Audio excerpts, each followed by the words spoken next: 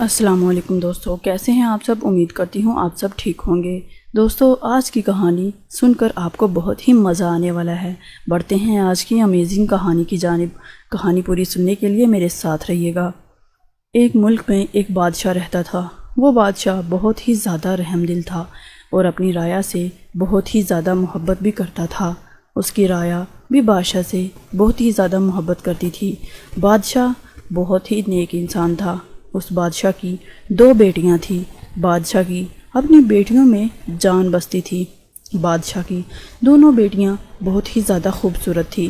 بادشاہ اپنی بیٹیوں سے بے پناہ محبت کرتا تھا۔ بادشاہ کی سب سے چھوٹی بیٹی بہت ہی زیادہ خوبصورت تھی۔ ایک دن بادشاہ کی طبیعت اچانک بہت ہی زیادہ خراب ہو جاتی ہے۔ ملک بھر کے طبیبوں کو بلایا جاتا ہے، لیکن بادشاہ کی طبیعت سنبھلنے کا نام ہی نہیں لیتی۔ ہر کوئی بادشاہ کی اس طبیعت کی وجہ سے بہت ہی زیادہ پریشان ہو جاتا ہے۔ سارے ملک کے بادشاہوں کو خبر کر دی جاتی ہے کہ ملک راجن پور کا بادشاہ بہت ہی زیادہ بیمار ہے۔ بادشاہ کی بیٹیاں اپنے باپ کی طبیعت کو لے کر بہت ہی زیادہ حساس ہو جاتی ہیں۔ ایک دن بادشاہ اپنے ملک میں اعلان کروا دیتا ہے کہ جو ایک دن بادشاہ کی جگہ قبر میں لیٹ جائے گا تو بادشاہ اس شخص کو اپنی ساری سلطنت دے دے گا۔ لیکن سب لوگ بادشاہ کی خبر سن کر چونک جاتے ہیں۔ کوئی بھی اتنا بڑا فیصلہ لینے کے لیے تیار ہی نہیں ہوتا۔ آخر کون بادشاہ کی جگہ قبر میں لیٹ سکتا تھا؟ اتنا بڑا قدم کون اٹھا سکتا ہے؟ کوئی بھی اس بات کے لیے راضی ہی نہیں ہوتا۔ راجن پور میں ایک بہت ہی غریب کمہار رہتا تھا۔ اس کے پاس سوائے گدھے کے کچھ بھی موجود ہی نہیں تھا۔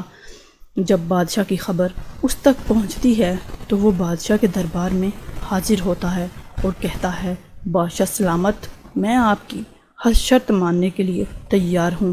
وہ اپنے آپ سے کہتا ہے کہ میرے پاس تو صرف ایک گدھا ہی ہے، میرے پاس سوائے اس کے اور کچھ ہے ہی نہیں، اور جب میں بادشاہ بن جاؤں گا تو پوری سلطنت، پورے ملک پر خود ہی حکومت کروں گا۔ میرے پاس سب کچھ ہی آ جائے گا۔ اس لیے وہ بادشاہ کی شرط ماننے کے لیے تیار ہو جاتا ہے۔ بادشاہ کے سپاہی ایک قبر تیار کر دیتے ہیں اور پھر کمہار خوشی خوشی اس قبر کے اندر لیٹ جاتا ہے۔ وہ جانتا تھا کہ اس کے پاس تو ساری زندگی کچھ تھا ہی نہیں، تو پھر اسے فرشتوں کو بھی کوئی حساب کتاب دینا ہی نہیں پڑے گا، کیونکہ اس کے پاس تو صرف ایک گدھا تھا۔ جیسے ہی وہ قبر کے اندر لیٹ جاتا ہے تو لوگ اس کی قبر کو بند کر دیتے ہیں۔ بادشاہ کے سپاہی اس کی قبر کو بند کر دیتے ہیں۔ پھر حساب کتاب کی باری آتی ہے اور فرشتے اس کے پاس حاضر ہوتے ہیں اور کہتے ہیں، اپنا حساب دو۔ وہ شخص کہتا ہے کہ میرے پاس تو کچھ تھا ہی نہیں، میں کس چیز کا حساب دوں؟ فرشتے کہتے ہیں، تمہارے پاس ایک گدھا تھا، تم نے اس کے ساتھ کیسا سلوک کیا؟ تم نے فلاں فلاں دن گدھے کو بھوکا رکھا تھا اور اس پر بہت ہی زیادہ وزن ڈالا تھا۔ اس شخص کو اچانک یاد آ جاتا ہے کہ اس نے تو واقعی ایسا کیا تھا۔ وہ کہنے لگ جاتا ہے، ہاں میں نے ایسا ہی کیا تھا۔ فرشتے کہتے ہیں، اس کو 100 کوڑے مارے جائیں۔ پھر فرشتے کہتے ہیں، ہاں تم نے ایک دن گدھے کو بہت ہی زیادہ بھوکا بھی رکھا تھا۔ وہ شخص کہتا ہے، ہاں میں نے ایسا ہی کیا تھا۔ فرشتے پھر کہتے ہیں کہ اب اس کو 200 کوڑے مارے جائیں۔ ساری رات اسے مار ہی پڑتی رہتی ہے اور جیسے ہی صبح ہوتی ہے تو لوگ اس کے پاس جاتے ہیں تاکہ اس کی قبر کشائی کر سکیں اور اپنے نئے آنے والے بادشاہ کا خوش دلی سے استقبال بھی کر سکیں۔ جیسے ہی قبر سے کمہار باہر نکلتا ہے، وہ فوراً ہی لوگوں کو دیکھ کر دوڑ لگا دیتا ہے۔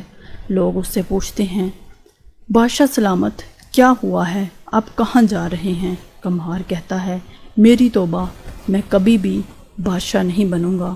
میں تو ایک رات کا حساب نہیں دے سکا تو پوری سلطنت اور ملکیت کا حساب کیسے دوں گا؟ وہ بہت ہی زیادہ ڈر جاتا ہے۔ اس کہانی سے دوستو ہمیں سبق ملتا ہے کہ کہ ہم نے بھی اپنی ہر چیز ایک ایک پیسے کا حساب دینا ہے، اور نہ جانے کن کن چیزوں کا حساب دینا ہے جو ہمیں یاد بھی نہیں ہیں۔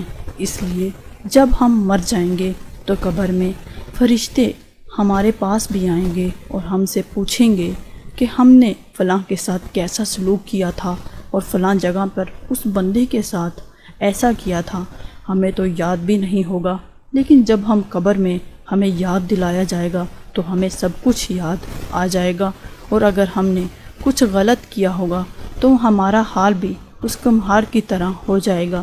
اس لیے ہمیں کسی کے ساتھ برا سلوک نہیں کرنا چاہیے، اور ہمیشہ اچھے سلوک سے دوسروں کے ساتھ پیش آنا چاہیے، کیونکہ چاہے دنیا میں ہماری پوچھ گچھ ہو نہ ہو، لیکن آخرت میں ضرور ہوگی، اس چیز کے بارے میں پوچھا جائے گا۔